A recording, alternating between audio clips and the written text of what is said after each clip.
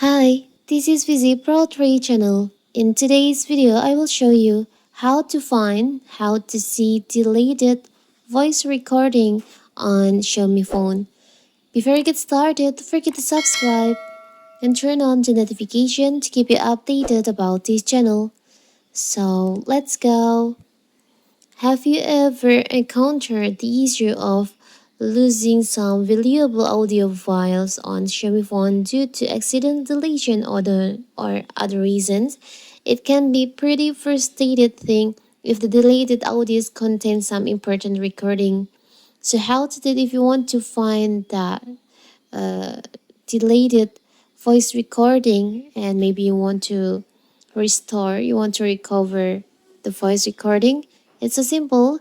So you can open your recorder on your phone. You can tap on the upper right corner on the settings on here. And you'll find there is an option recently deleted items here. So here's all the voice recording that you've deleted from your phone.